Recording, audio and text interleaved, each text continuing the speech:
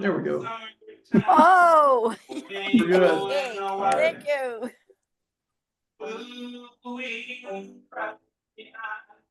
All of the day, my breath is gonna come. Along for me on the path, down in that easy chair. I don't care how many hundreds you sent. Mornings came and over to the west. Pack up your money, pick up your pen. You ain't going nowhere. Practice behind. All of the day, my bride's gonna come. Along for me on the path, down in the easy chair.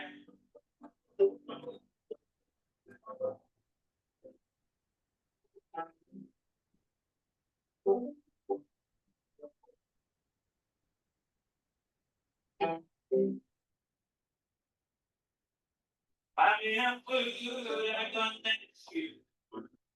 Tailgates and something too. Strap yourself to a train with roots. You ain't going nowhere. Ooh, we ride. On the day my bride's gonna come. Along for the ride. Down in an easy chair.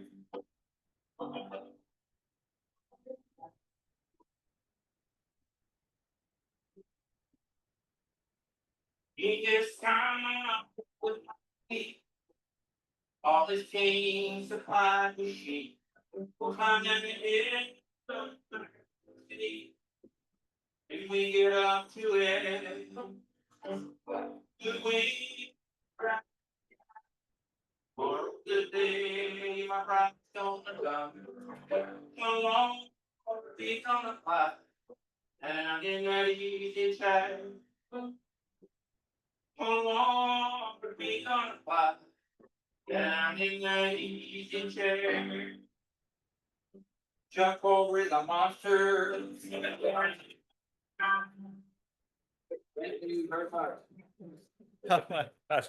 Harrison, I hope you're on Zoom watching right now because that was a good time. And how is it that your piano playing is so much better at home? All right. Let's see here. If I can regain control of the program.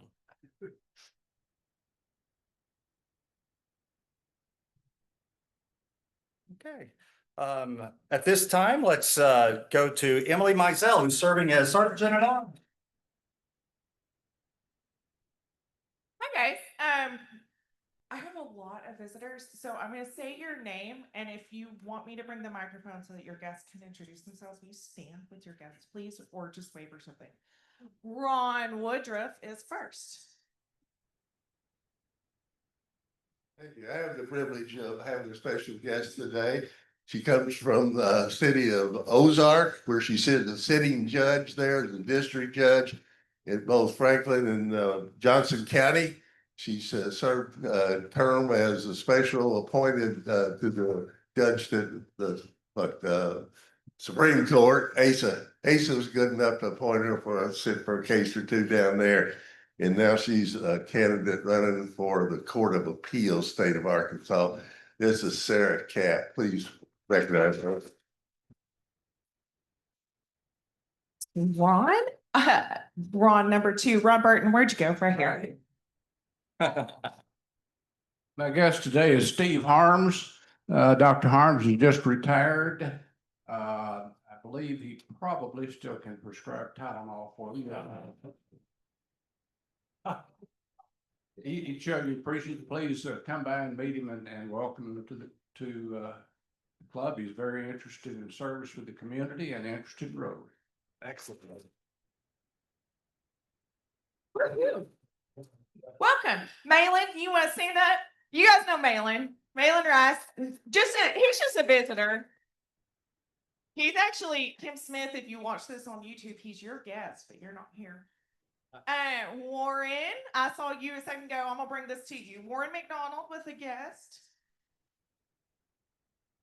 Thank you and good afternoon. I'd like to introduce a coworker of mine, Martine Downs Pollard. You may know her from years ago. She was what we nicknamed, and I'm telling this on her, the queen of our pandemic response in Northwest Arkansas. At that time, she was not with Arkansas Blue Cross. Now she is. She's our vice president for Northwest Arkansas. Please welcome Martine Downs Powell. Can tell it's campaign season. Bob, it's your turn. Thank you, Emily. I'm pleasure to share Rotary today with Christine Pollock. Christine is running for a position as Working County Circuit Court Judge, Second Division. Thank you guys for having me. I appreciate it. Looking forward to the program. Thank you, Bob. All right, Chatty. I think you might be last, but definitely not least. I am very happy to share Rotary today with my longtime friend, Anita Cowan. Anita is the Community Partnerships Director for the Community Creative Center. And so she's down there in the old Nadine Baum Center, and you can take wonderful classes there. And you may remember Anita from many years at Cumulus Broadcasting as well. So very good person and a good friend. Thank you. Little plug for Community Creative Center if you haven't been there. It's so much fun. Make a class, go do some art. It was good to talk to you guys. Thanks. Thank you, Emily. All right, and one more introduction. A couple of weeks ago, our nation was rocked with the news of a murder, and we started thinking ahead about our safety and just wanting to be comfortable in this place. So today we have as our guest a couple of police officers in uniform from our Fayetteville Police Department. Please make them welcome.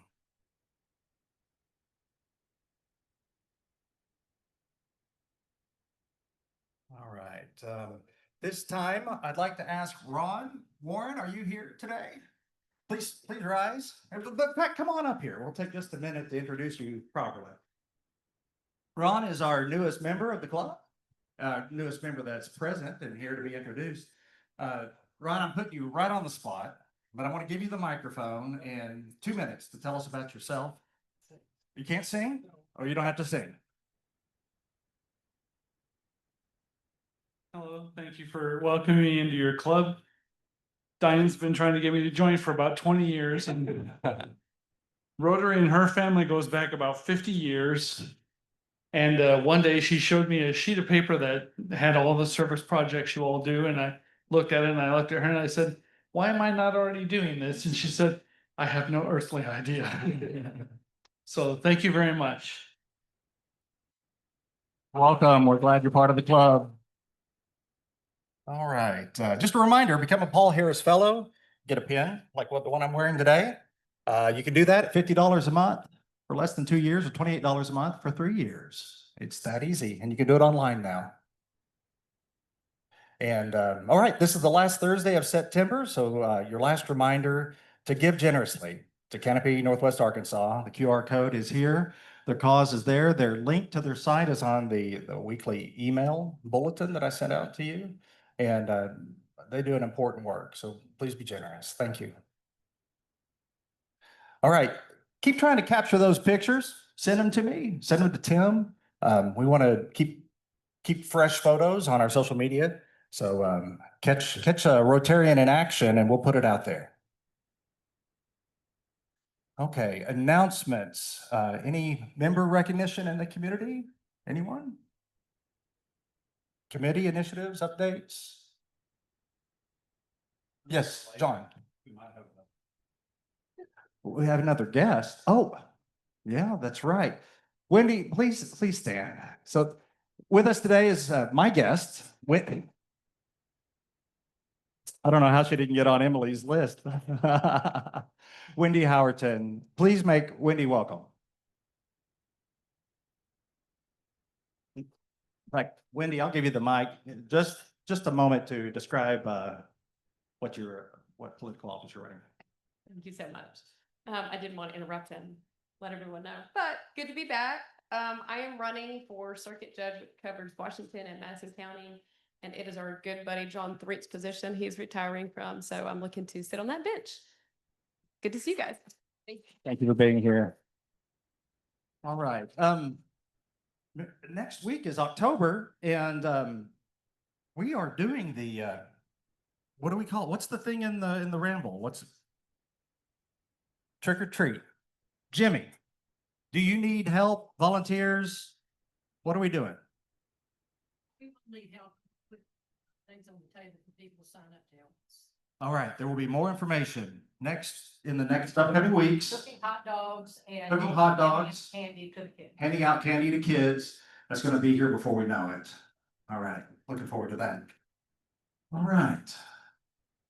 At this time, Chuck Culver, if you would come to the stage. Thank you, sir. You want me to help you with that? Yeah, we're gonna, The microphone, switch it off. oh, thank you. Gonna hook up the HDMI. Mhm. Hold it before we do that, just one sec. Are you waiting for the applause to die down? I can stay here as long as you can.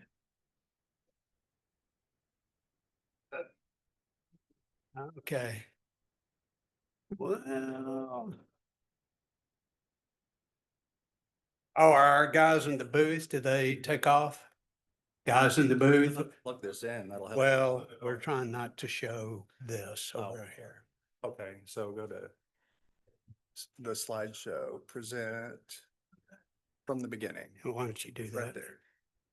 That one. Double click. There we go. There we go. Okay. See if this works. Oh, hold on. We can solve it. Duplicate Better. All right. and escape. All right. Well, thank y'all for bearing with me on this one. So it is my, which one is on here? Whatever you. Okay. It is my pleasure and honor to introduce Senator Mark Pryor. I actually did reach out, my youngest daughter works for Mark and also Mark is here with his wife Joy. So it's a double honor here. So I reached out to my daughter and said, hey, send me the your favorite bio on the senator.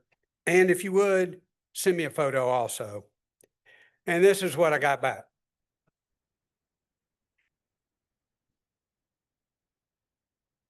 There was a part of me that was actually kind of proud of the dad joke that I got back on this one. But she is an assistant, and it's been a thrill for her. It's been a thrill for us that she gets to work for the senator and for Joy. Harrison Pittman. So I did. I reached out to Harrison, thinking that he was going to be here. And Harrison actually did tell me that he said, oh, please send my regrets. His actual quote was, if it wasn't for the senator, I would be sleeping in my truck tonight. And I thought, wow, that was quite an honor. You know, he meant that as a compliment, I thought. But then I realized he can't afford a truck. And he was blaming the senator for the fact that he could not have a place to sleep except for the box. But a little bit about the senator. So as you can see on here, the senator was literally born into Arkansas and national politics, both his dad and his granddad. And it was no surprise that the senator would end up serving 20 years in both state and federal government, state representative, attorney general, U.S. senator. Very importantly, he was born here in Fayetteville. He got his undergraduate degree at the U of A and also his law degree. And during his Senate service, and you heard a little snippet of it, he was such a champion for education and research. And the UA, in fact, the entire UA system benefited greatly during his tenure. You know, at a time when state and national politics are becoming more increasingly partisan and bitter, Senator Pryor maintained a reputation as one who would listen to all voices, and he would always strive to find common ground. In fact, his reputation as a true gentleman, for his ethics, being a man of faith, and really as a bipartisan power broker, made his transition to the Brownstein firm, which is the largest national law and advocacy firm in the country, was a natural.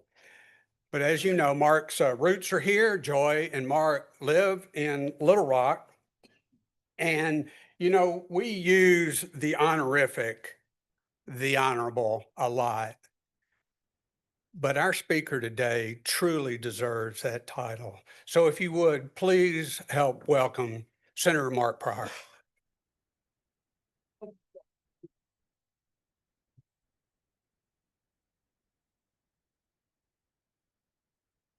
Oh, thank you all. Thank you, thank you, thank you.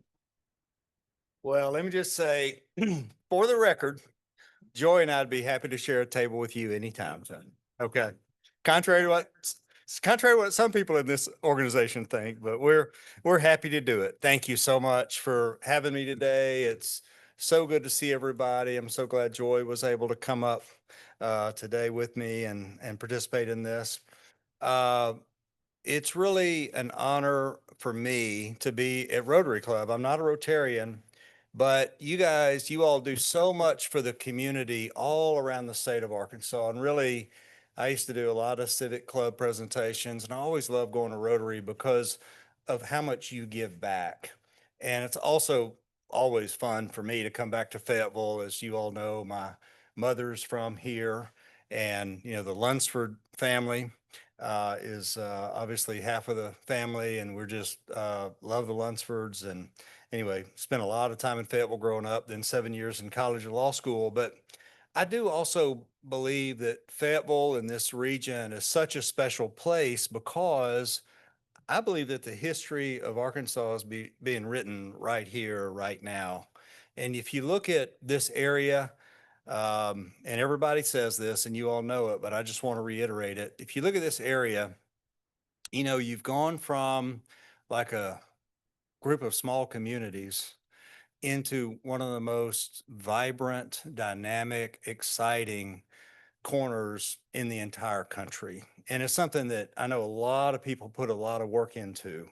But it really, really makes Arkansas proud of what you're doing here in Fayetteville and Northwest Arkansas. One quick story about that sort of underscores that point is back in 2001, when I was Attorney General, I worked on all the redistricting for the state of Arkansas. Under the state constitution, the census is taken, and then the next year, the governor, secretary of state, and the attorney general actually redraw all the state house and state senate districts. And so, as you can imagine, that's a very political process. We all know that.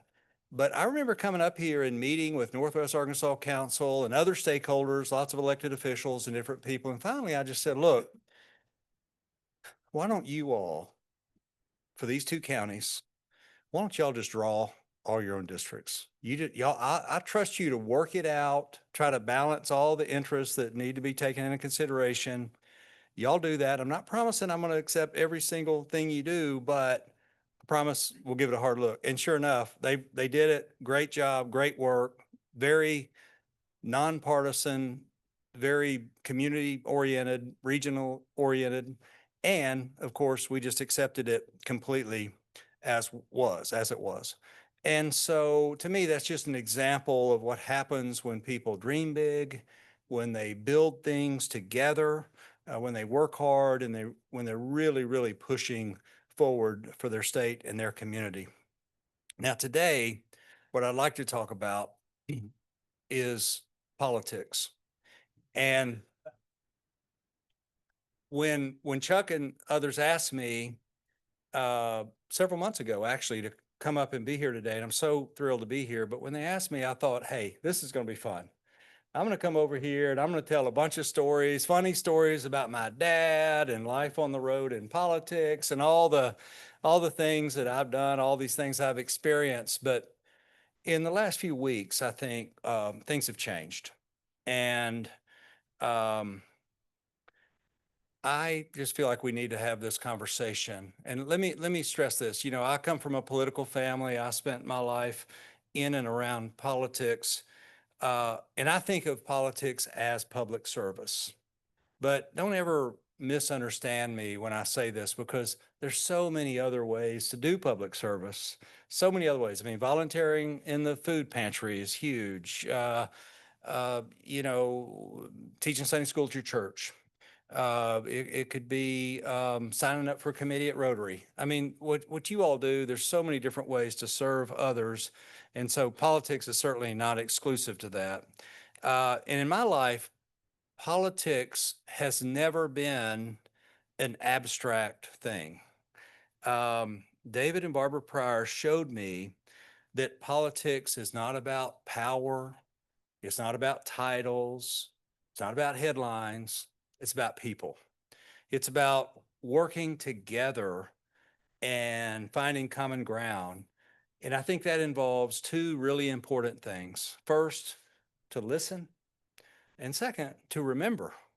So when I would travel the state back when I was in office, I tried to, and Martine can verify this, I tried to meet as many people as possible and listen to as many people as possible and get feedback, plus, minus, whatever it happened to be. And then the challenge was to go back to Washington and try to translate that into good policy for the state of Arkansas and things that they would be happy about. So I guess as a public servant, you know, I think you have to carry your people with you into your job. You have to think about them every day, think about how this impacts them. I often would say that the way I hope I wanted to vote was that if people in my state had all the information I had and they sat down and they had a chance to vote on this, how would they vote? And I know that there's going to be some times when you disagree, but I really did try to do that every chance I got. To put this another way, I think back to the 1974 governor's race when my father ran for governor. Some of y'all were around during that time, and some of y'all probably participated at that time to help my dad run for governor. But what his theme of that campaign really was, government exists for one reason: to serve people. And he believed deeply that politics could be honorable and that it could lift people, it could bring people together, it could solve real problems. And that's really what he devoted his life to. And I'm always mindful of what Benjamin Franklin said, and many of y'all know this, but what Benjamin Franklin said as he was leaving the Constitutional Convention in 1787, as he was leaving the convention, someone asked him, they said, well, what kind of government will we have? And his answer was, a republic, if you can keep it. A republic, if you can keep it. It's up to all of us to keep it. Every generation, and in fact, every citizen has the responsibility to make our republic stronger and better every day.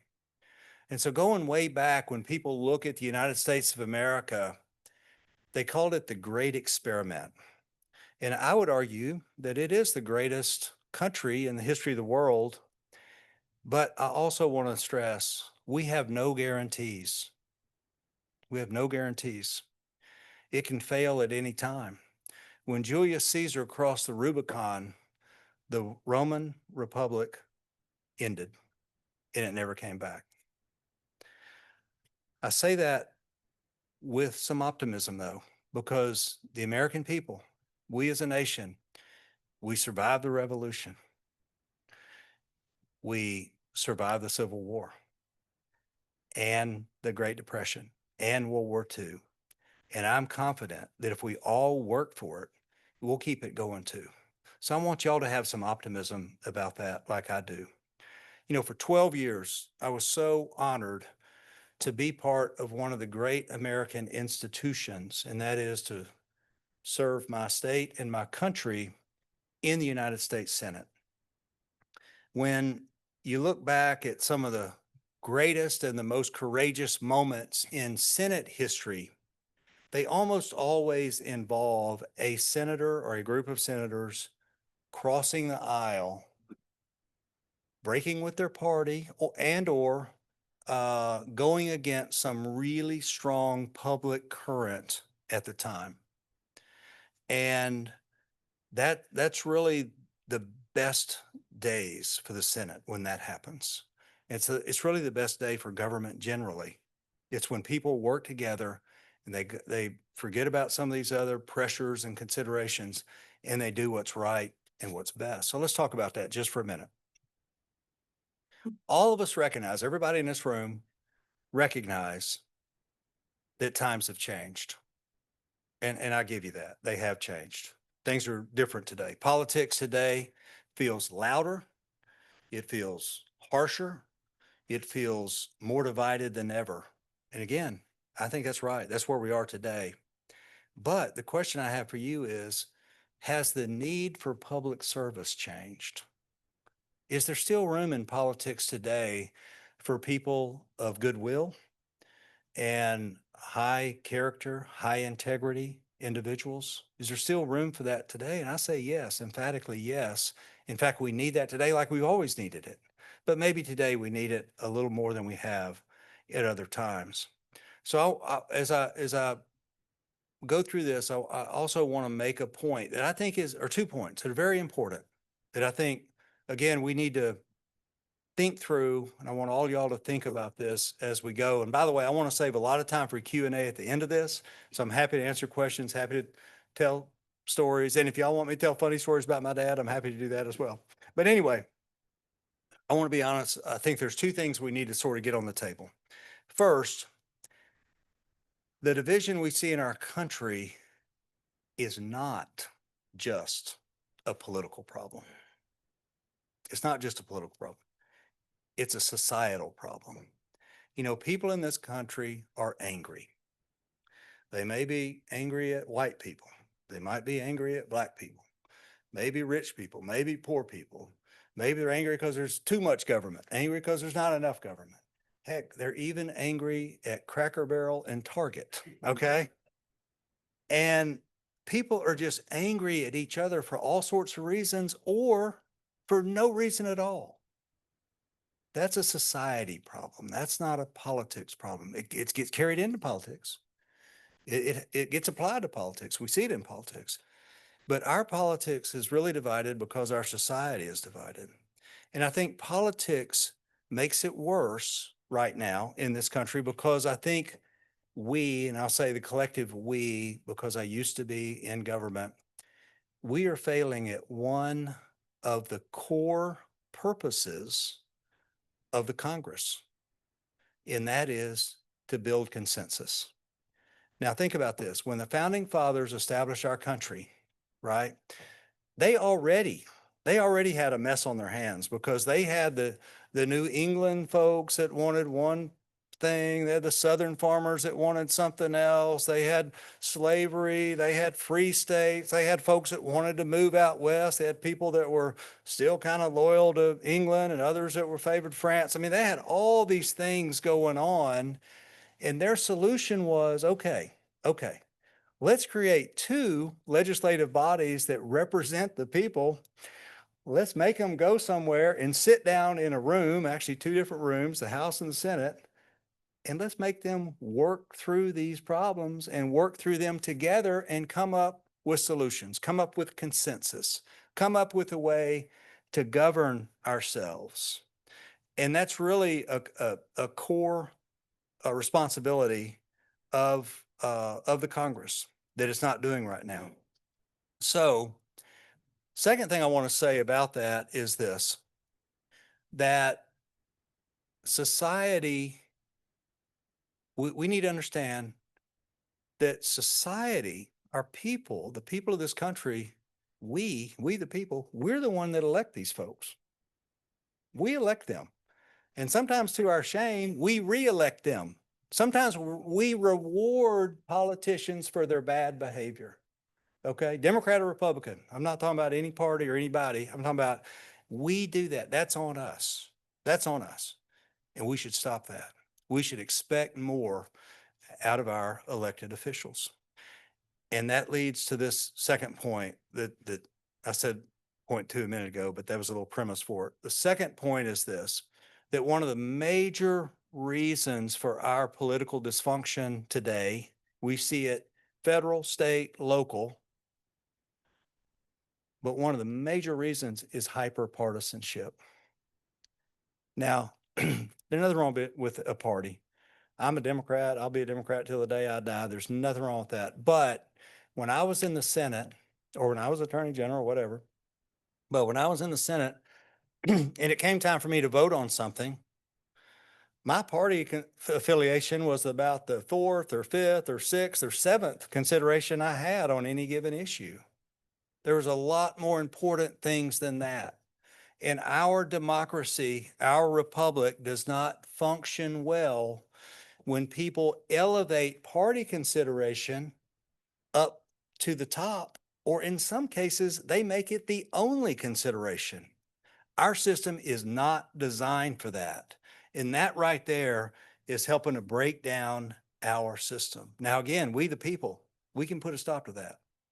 Because again, our founding fathers put this little thing in the Constitution called elections. And that's what elections can be about. If you're not happy with the people and what the elected officials and what they're doing, vote them out. And that's true for all levels of government. Vote them out. And I don't even care who you're going to vote in. Let's vote for somebody else, give them a chance to run it. Give them 2 years, 4 years, 6 years, and see how they do with it. Now, too often, what we see when it comes to political debate is really what we see is shouting matches. And we have all witnessed this, that so many times, especially on the news channels, but so many times, winning the argument seems so much more important than actually solving the problem. And, you know, whether it's when you're in Little Rock or whether you go to DC or whether you go down to the city council or the school board or quorum court, wherever it is, that's not the way it's supposed to be, right? And again, we've allowed ourselves to get out of kilter and out of balance here. Now, let me give you some good news. Because when I was in the Senate, I saw some legendary bipartisan friendships, and I saw some great examples that we all could follow and should follow. I'll give you a couple of those real quick. One, I served with Ted Kennedy, and we all know Ted Kennedy, Democrat, the liberal lion of the Senate. Well, that's what people used to call him.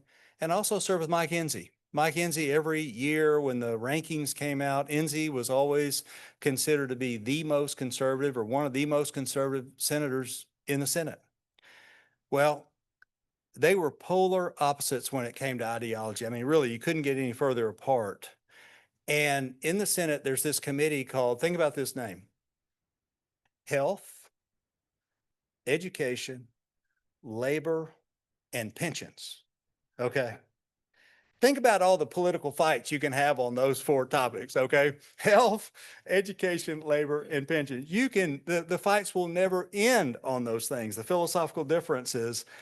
But as it turned out, when these two were chairman and ranking member, and they kind of swapped back and forth after some elections, both were chair and both were ranking member. And ranking member means the lead minority member. But when they were chair and ranking member together, that committee was, bar none, the most productive committee in Washington. The Help Committee, the Senate Help Committee, was the most productive committee in Washington. And I saw this several times. I would see people ask Enzi and Kennedy this separately, and I saw them get interviewed separately. And I had conversations with them, and I would see this happen separately or together. And people would ask him, they'd say, how can you work with that guy? And each of them would say the same thing. They'd say, it's easy because we follow the 80-20 rule. And the 80-20 rule is every so often we sit down and we look out at what the committee needs to do over the next few weeks, few months, over this year, whatever it is, we look out over there and we know the bills that we need to work on and the issues we need to work on. And when we lay them out on the table, one thing we realize is that we actually agree on about 80% of it. Okay. Let's focus on the 80. Let's focus on the 80. Let's make sure we get that passed. Now, yes, it's politics. It's the US Senate. It's the Congress. Yes. I'm going to try to get my 20. You're going to try to get your 20. That's okay. But we're not going to let the 20 stop the 80. We're going to get the 80% done. At the end of the day, we're going to pass the legislation.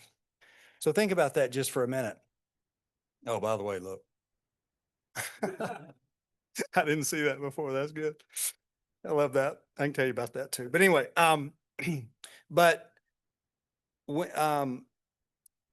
but think about that 80-20 rule.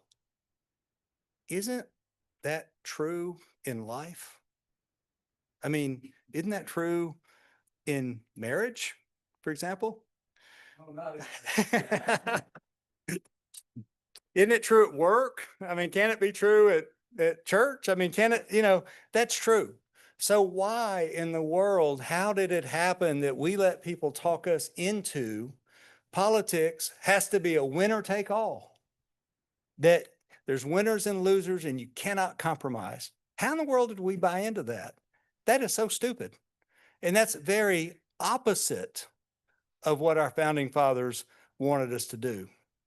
So please understand when I say this, that when I talk about Enzi and Kennedy and others that I can talk about if you want to, I'm not saying that there's ever been a time in American history, because there never has been, when everybody agrees on everything. That just doesn't happen, okay? When you have 535 people in the Congress, you're not going to get everybody to agree on everything. But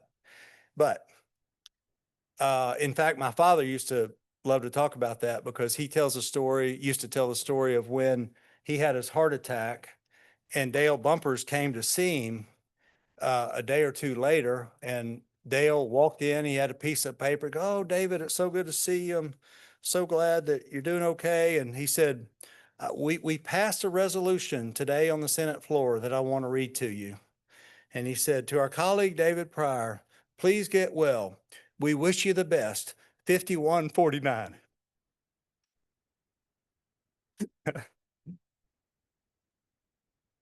Now, the reason I'm saying a lot of this is because of Isaiah 118. Isaiah 118 says, "Come, let us reason together." And that's the way our government is supposed to work. We're supposed to talk about it. We're supposed to work through it. We're supposed to reason it out. And we should focus on the greater good, right? Not just our political agendas, but the greater good. And also, I would hope that most elected officials would like to make the most of their time in office. And by the way, when I was in the Senate, I was part of a lot of bipartisan and consensus building efforts. I didn't always win. Okay. I can tell you some stories about times when I didn't win, but the point is you never stop trying. You never stop. You keep working at it. If you think about it, it took Wilberforce 30 years to ban slavery in the British Empire. 30 years. It took us in this country 100 years to pass a civil rights bill and a voting rights bill. 100 years after the Civil War. You just can't quit. You just got to keep at it and keep trying and keep trying to improve our republic. So let me talk about one win I did have, and that is called the Gang of 14.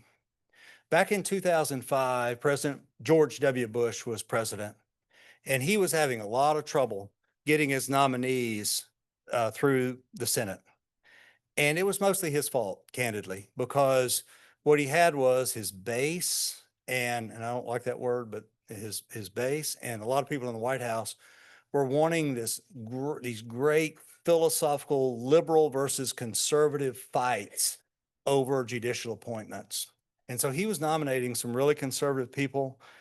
Regardless of that, some didn't think they were qualified, whatever. But you also had others in the White House and in the base that felt like, hey, we won the election. We should be able to jam every appointment through the Senate. But you know, the Senate has the 60 vote requirement. So the Senate started filibustering federal judges. Now, that's not unusual. That's happened before in history. But what was new here, and this is important, what was new here is the Democrats were doing it as a party, and they were doing it on many, many judges. I think at one point there were 12 or 14 filibusters going on judges. And so the Democrats sort of ratcheted up to a new level. Anyway, I knew it was wrong approach. And so I knew that so many people in the Senate understood that both Democrats and Republicans, they don't have clean hands on this. It took a long time to get to where we were. And it just so happened this was President Bush, but Democrats and Republicans have been contributing to this train wreck for years. And here we go. Finally, the day comes. And it was a real crisis moment for the Senate because they wanted to undo the filibuster. They wanted to end that for judicial nominations. And I knew that wasn't right either.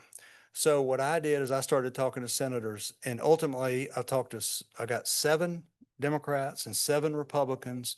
It took us weeks and weeks to do it, but we ultimately signed an agreement where we all committed to each other that, you know, on this compromise, and it was a compromise, and we shook hands on it. We looked each other in the eye. We did it out of the love of the institution and the respect we had for each other.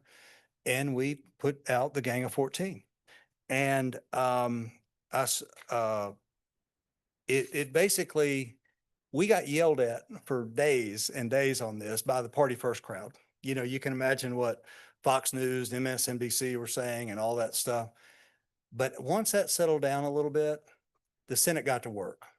The Senate had the most productive 12 months it has had in decades.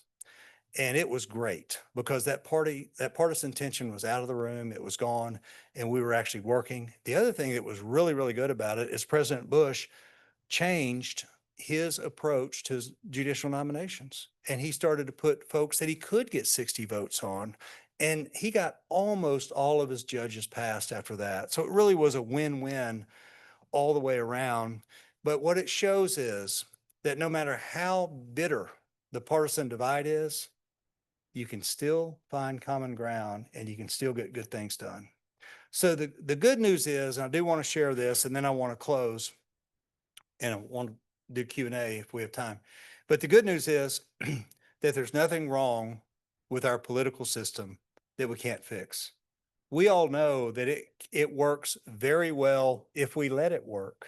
We just need people to let it work. And we, the people, we need to insist that the people up there will let it work like it should. So again, let me go to the closing, because if we have time for Q&A, I do want to leave some time for that. Let me bring it all back home. And that is, when I was in the Senate, I worked with a Republican from Alaska named Ted Stevens. And Ted Stevens had a little sign on his desk, and it was no bigger than a business card. It's probably smaller than a business card.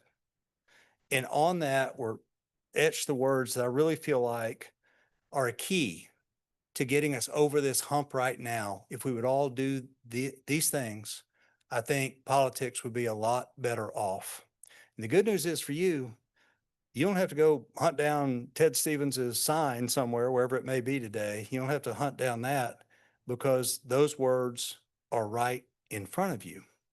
Because in politics, if we would all insist that people who are involved in politics, whether it's on social media, which by the way is a huge challenge, social media, politicians, whatever it is, talk shows, whatever it is, if you would insist that they answer the questions in the Rotary 4-way test.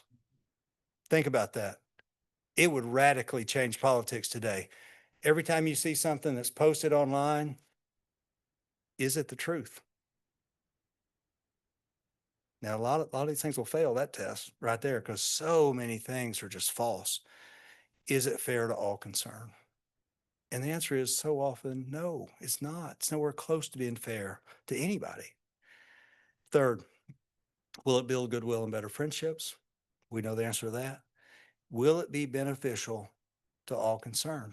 So really, I think what we, the people, need to do is we need to ask those questions and make them answer those questions and make them justify what they're saying. And I think politics would be radically different today. Thank you. Yep. Yep, we got time for 2 minutes, I think. Got just a couple minutes for questions. Do I see a hand?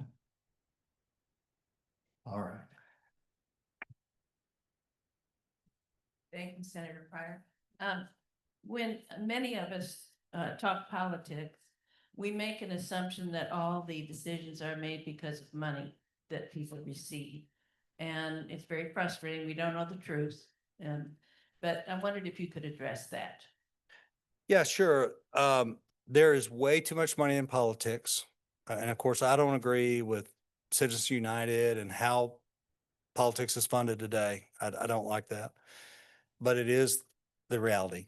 And there's really only 9 people in the country that can fix that. That's the US Supreme Court, because they see it as a First Amendment and all these other kind of reasons. They wrap it around the Constitution. But look, take my word for it. There is some of that. But there's a lot of people in politics today that is not their motivation. And, you know, my view is you don't get elected to these positions just to get reelected, right? I'm living proof of that, right? You don't get elected just to get reelected. I probably could have gotten elected in 2014 had I wanted to, if I was willing, but I wanted to look at myself in the mirror and I wanted to look and, you know, and say, hey, I did the best job I could do under the circumstances. But anyway, there are a lot of people like that really want to do the right thing. They're really motivated to do the right thing, but we need to empower them. When we find those people, whoever they are, let's support them. I don't care, Democrat, Republican, you know, county judge, it doesn't matter who it is. Let's support them and let's give them our wholehearted support, and that'll make the difference. Who else has a difference? Any other questions? Out of respect for the time. Okay. Thank you for being a voice of unity. Thank you for using a 4-way test. Thank you for being here. That's not bad for a non-Rotarian. As a token of our appreciation. Oh, this is the big moment Yeah, right this here. is it. Hey, this is it. Look, doesn't get any better than this right This here. is a raging Razorback on a rotary wheel, a love hog it. on a cog. That's yours for your desk at home. I love Thank it. you so much. Thank you. Thank you. Thank you. Thank you. Thank you all for being here, and we'll see you next week. This meeting is adjourned.